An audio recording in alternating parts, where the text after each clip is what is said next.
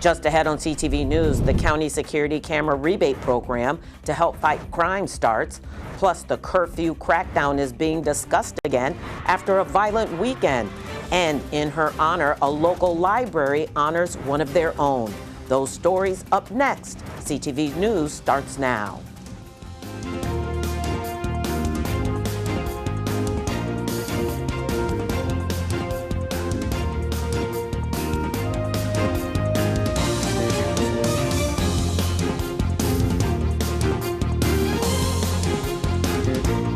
Good evening. This is CTV News for Tuesday, April 23rd. I'm Patricia Vallone. Thank you for joining us.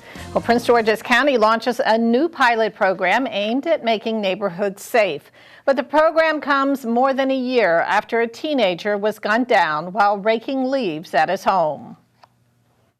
Take a look behind me here. That's where that shooting happened about a year and a half ago. A 13-year-old boy gunned down while raking leaves at 2121 Jameson Street in Hillcrest Heights.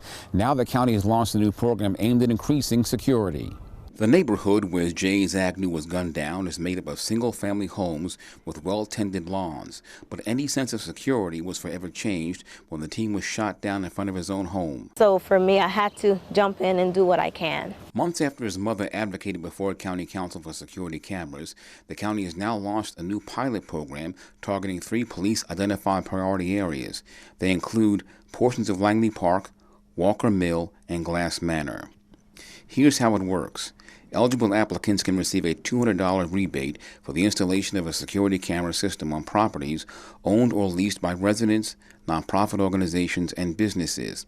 Another $100 is available to offset subscription costs. We will not use live feeds, and so you're not just continuously recording. And if, say, there is an issue in your area, then the police will be able to view the footage. Residents who live in those police-identified priority areas can apply for the program by going to the web address on your screen. In Hillcrest Heights, Byron Scott, CTV News. Well, 4 days after the senior skip day fiasco that led to multiple teenagers being shot, council leaders plan to crack down on the county's juvenile curfew. A bill that is on the table would expand the juvenile curfew to commercial areas. County Council member Edward Burrows, who sponsored the legislation, hopes it passes through the council immediately. This would mean that all county businesses, including those at National Harbor, could see curfews on their properties. Another large crowd of unchaperoned teens were at the National Harbor over the weekend. I think that it's going to help any area that has a commercial base and has visitors to be able to be sure that when people come to spend money, they are spending their money and coming back and want to return. You don't want to return if you don't feel safe. And currently, the county's curfew prohibits young people from leaving their home from 10 p.m. until 5 a.m. Sunday through Thursday. The new rule would require teens to be at home from 11:59 p.m. to 5 a.m. on Fridays and Saturdays as well. Well, according to Baltimore's mayor and city council, the owner and manager of the Dolly container ship should be held fully liable for the deadly collapse of the Key Bridge. That's what court papers say filed this week on the Baltimore leader's behalf. Attorneys for the city accuse the Singapore-based companies of negligence and say the companies should have known that the Dolly was unfit for travel. The ship lost power shortly after leaving the port of Baltimore in March, collided with the Key Bridge, and took it down, causing the deaths of 6 road workers. Earlier this month, the companies petitioned to cap their liability at $43.6 million, but it's ultimately up to the federal court in Maryland to decide who's responsible and how much they owe. The Maryland Elections Board asked a federal judge to dismiss a lawsuit. The suit alleges voter roll irregularities and other election law violations in the state. 2 groups filed suit in March: Maryland Election Integrity and United Sovereign Americans. The groups claim that the board is maintaining inaccurate voter registration lists and violating federal election law. Earlier this month, the plaintiffs asked a U.S. District Court judge to issue an injunction against the state that could derail the May 14th primary and possibly the general election. A new state law will dramatically increase the maximum fine for repeated violators of county codes. Starting October 1st, the maximum fine for a local ordinance violation will increase from $1,000 to $5,000. The measure is aimed at landlords who continue to rent dilapidated homes, businesses that illegally dump trash on roadways, and residents who host illegal for-profit house parties. Well, according to the National Center for Missing Exploited Children, last year alone, there were more than 36 million reports of suspected child sexual exploitation. That's a 12% increase from 2022. The Department of Homeland Security is working to reduce those numbers with a new initiative. Its new prevention and awareness campaign is called Know to Protect. It works with partners from the public and private sector to educate parents and their children on how to combat and report exploitation. This is a whole of society effort. The reality is the Department of Homeland Security, the largest law enforcement agency in the United States. We can't do this on our own. This is a crime that has grown so exponentially. We simply cannot investigate and arrest and prosecute our way out of this. That's not a reality. Instead, prevention has to become part of the conversation. But in order for prevention to become a useful tool, we have to reach parents, children, teenagers, guardians, trusted adults, educators, really the public at large, to understand first, what is this problem? And secondly, how can they prevent becoming a victim and how to have these difficult conversations with teenagers and children. And for more information on the campaign, you can go to knowthenumbertoprotect.gov. Well, police are investigating after 2 people were shot last night. Officers were called to the 1000 block of Kennebec Street in Oxon Hill about 9:50 p.m. for a report of a shooting. That's where they found 1 adult and 1 juvenile suffering from gunshot wounds. Both were taken to an area hospital. The juvenile's in critical condition while the adult suffered non-life-threatening injuries. A reward of up to $2,500 is being offered for information leading to an arrest and indictment in this case. Anyone with information should call 1-866-411-TIPS. Well, a Prince George's police officer is hurt following an early morning crash. According to reports, the crash happened on Annapolis Road at the I-495 off-ramp in Lanham about 4:30 a.m. Reports indicate that the officer was in an unmarked cruiser when it flipped onto its side. Another vehicle was also involved in the incident. Police are working to determine what caused the crash. And did you know there's a reading gap between boys and girls, and the sheriff is on a mission to close that gap? Well, we'll have that story and more when CTV News continues. My name is RM, the leader of the group BTS. When I start feeling lost, I remember the words, love yourself, speak yourself. It might feel like it's always night and we'll always be alone. But the night is always darkest before the first light of dawn. Now, more than ever, we must try to remember who we are and face who we are. We must try to love ourselves and imagine the future.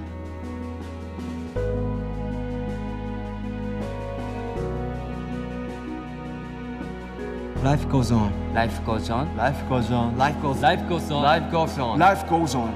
Let's live on.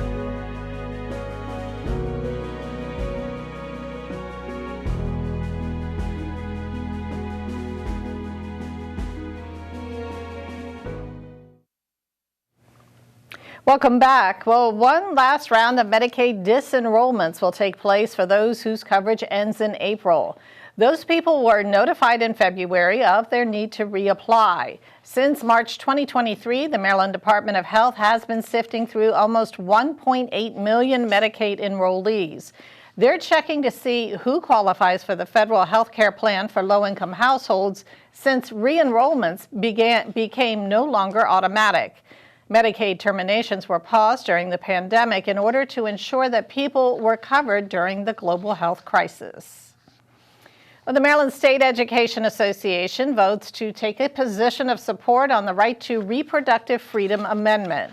Hundreds of educators are backing the ballot initiative, which Marylanders will vote on this November. The measure would amend the Maryland Constitution to add a new section that guarantees a right to abortion and other reproductive procedures in the state.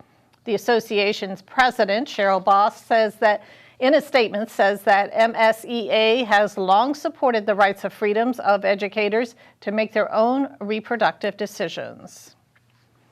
Well, who reads the most, girls or boys? Well, research shows that 44% of girls enjoy reading as a hobby, while only 24% of boys do. Today is World Book Day, and Prince George's County Sheriff John Carr is launching Men Who Read, a program designed to combat illiteracy among youth, particularly young boys. I wanted to gather everybody as far as our men here in our community and try to make sure that we're able to, one, fight against illiteracy, and then also I wanted to make sure that we're able to highlight our young men and promote reading in our communities. Reading is fun because it takes you different places. No matter what you may read, if it's a story, you may be in one location or maybe in a certain city or block or community, this will take you other places. This helps you learn and grow and develop and gets you different insights on how you can be successful or different things that you can do. And for more information on the Men Who Read campaign, you can visit pgsheriff.com. A longtime employee was remembered at yesterday's ribbon cutting at the refurbished Surratt's Clinton Branch Library. Sadie Atkinson was a librarian at the branch for more than 25 years. Yesterday, the library dedicated a bench in her honor. Atkinson, who retired in 2011, was also a minister of the gospel. CTV News spoke with Atkinson's husband, who was at yesterday's ceremony.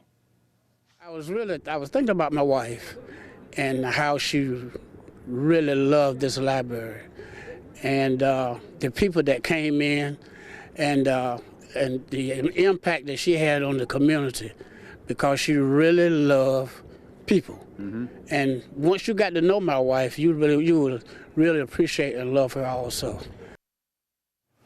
And Atkinson passed away in December of 2022. Well, a new study shows that Maryland is struggling with filling job vacancies. A Wallet Hub study reports that Maryland ranks 6th in states, finding it hard to fill its vacant job positions. One of the biggest factors contributing to this is the desire for more remote and hybrid work arrangements, particularly for millennials and Gen Z. In the same study, Virginia ranks 12th, while the District of Columbia ranks 48th. Well, April is Financial Literacy Month, and we have our financial expert in the studio today to share the basics of investing. You are watching CTV News. We'll be back in just a moment.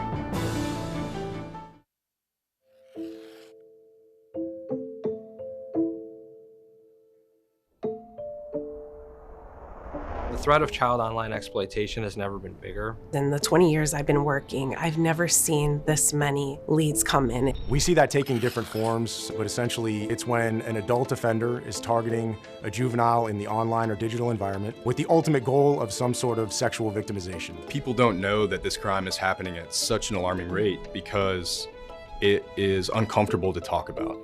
Bringing it to the forefront can help prevent the crime from happening in the first place. One of the things that we always want parents to understand is predators go where the kids are. In the past, playgrounds, parks, public places, that's where offenders would go. Now, the digital environment is the playground for these kids. The Know to Protect campaign will educate and empower children, teens, parents, trusted adults, and policymakers to prevent and combat online child sexual exploitation and abuse. It's never too late to start talking about this threat with kids and teens in your life. Taking a few simple steps can prevent your child from becoming the next victim. Join us and visit knowtoprotect.gov to learn more about what you can do to prevent online child exploitation and abuse.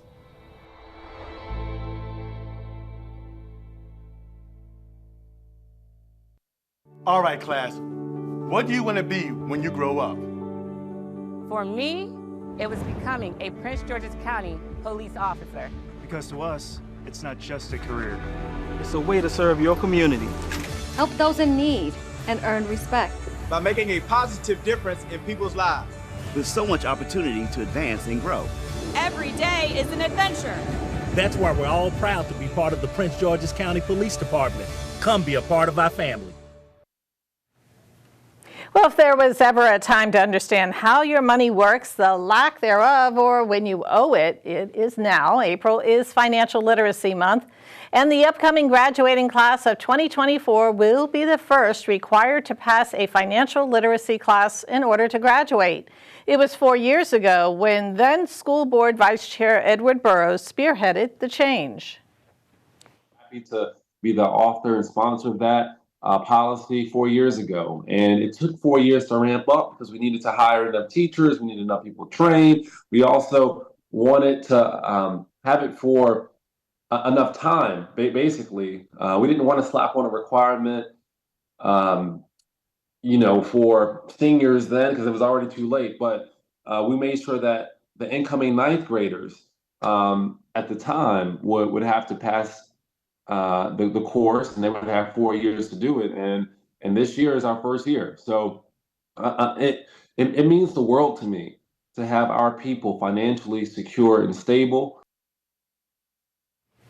And PGCPS is the 8th school district to require financial literacy for graduation in Maryland.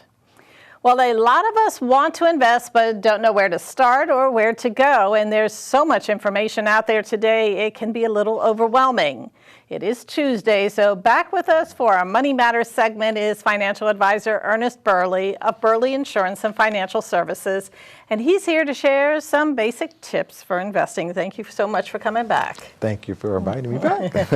So tell us a little bit about some of the basic things that people should know when they want to do this. Yeah, well, the first thing a person should know is what the purpose of their money is. A lot of people don't know what to do with their money, so the purpose of their money, their risk tolerance, and how long before they need to use the money, their time horizon. Very important. And so why are some of these things so important right now? Yeah, because based on the purpose of the money, it makes a definite decision as to where you want to put the money. So if it's for retirement, you should be thinking, okay, Roth IRA, 401k, 403b. If it's for your children's education, 529, Coverdell Education Savings. If it's to buy a house next year, it should be in cash. So it makes a big difference as to what the purpose of the money is.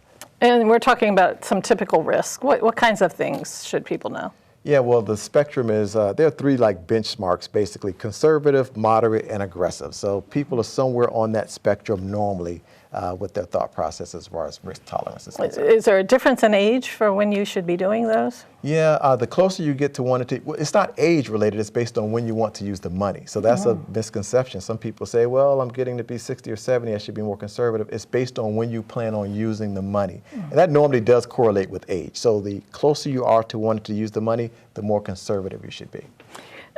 So you're talking about time horizons sometimes. What does that mean exactly? It just means how long before you need to use the money. So if you're saying, hey, I plan to use the money in 2030, your time horizon is 6 years, right? So, yeah. Okay, if someone did not invest, early in their years and now they want to catch up, is there something they should do? Should they be aggressive? Yeah, I get that question from time to time, and I understand the logic, the rationale, but that's the opposite of what you should be doing, because the closer you get to wanting to use that money, you should be more conservative, not more aggressive. So you can't really make up because you don't want your money volatile when you're about to use it. Right, good advice there. So the rule of 72, what is that? You're going to be the prize of the party when you get this down, right? So the rule of 72 tells you how long it takes before you double your money. Very easy. You take the rate of return, divide it into 72, and the product is how many years it will take you to double your money. So if you plan to earn 8% on your money, divide it into 72, in 9 years, you will have doubled your money. Does this have something to do with compound interest? Yes. Compound interest, 8% compound interest over that period of time. 9 years, you would have doubled your money. If you make 12%, it's 6 years you would have doubled your money. So it's based on the rate of return you earn every year. And can you just basically tell us what compound interest is for people who may not know? It's money on top of money. So say, for instance, you have $100,000. You make 10% on that. That's $110,000. Compound interest means if you make another 10%, you make 10% on $110,000, not 10% on 100,000. If it was on 100,000, that would be called simple interest. Okay, and if you get dividends on something, should you get the dividends as cash, or should you reinvest them automatically? That's a good question. I'm a big advocate on reinvesting dividends. Just buy more of the investment that made you the money in the first place. But I do understand there are some clients who are they kind of supplement their retirement from the dividends, so I get that. But the rule of thumb to me is just to reinvest it, make more money on the stock that you already invested in. We spoke a little bit in a previous week about using insurance as an investment vehicle. What are your thoughts? No. So insurance and investment should remain apart. Exactly. Don't combine the two. Life insurance has its own separate purpose, and investments have their own separate purpose. And what about real estate as an investment vehicle? Real estate, yes, with a caveat. So I recommend people make sure that their real estate does not become a real mistake.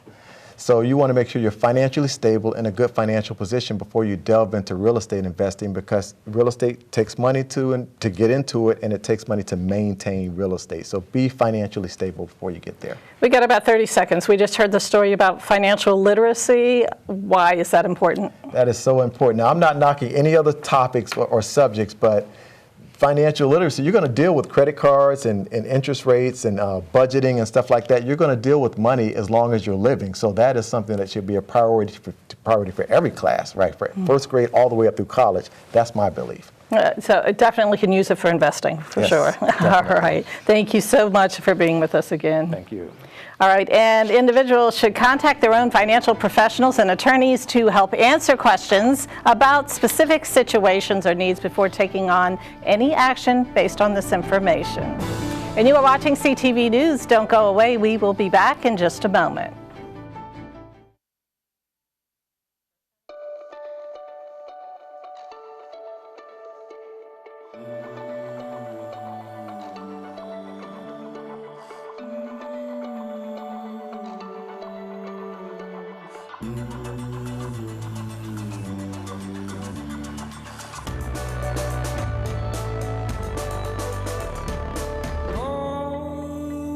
To pose, now shush.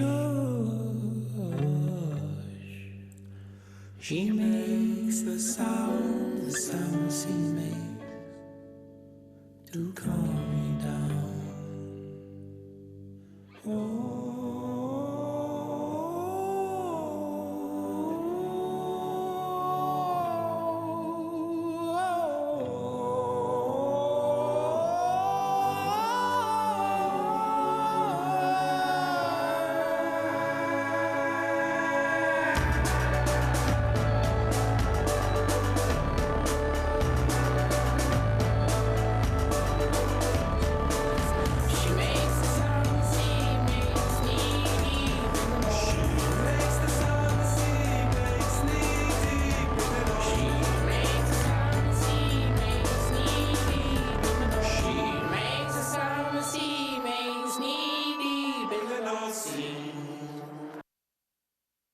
You've been diagnosed with type 2 diabetes. You have to carefully monitor your health for the rest of your life, and you have an increased risk of developing cardiovascular disease. Cut. Type 2, take 2. Action. You've been diagnosed with a new purpose: to fight for the amazing life you made for yourself, to look that risk of heart disease square in the face and say, no, not me. You've been given a new opportunity to live. Get started at NoDiabetesByHeart.org. And before we close out our show, we're going to take a look at our 3-day weather forecast. Tonight will be cloudy, and Wednesday we have a slight chance of showers with a high of 72. Thursday will be mostly sunny, a high of 61. Friday will be just as nice with a high of 62 and a low of 46. And now a look at our community calendar. April is Fair Housing Month, and the City of Bowie is hosting a symposium. The Fair Housing Act was signed into law on April 11, 1968 to protect people from discrimination when they're renting a home or getting a mortgage. The event takes place tomorrow at Bowie City Hall from 11 in the morning until 2 in the afternoon. For more information or to register, visit cityofbowie.org/fairhousing. And that wraps up CTV News for now. I'm Patricia Vallone. We'll see you again tomorrow. Have a great evening.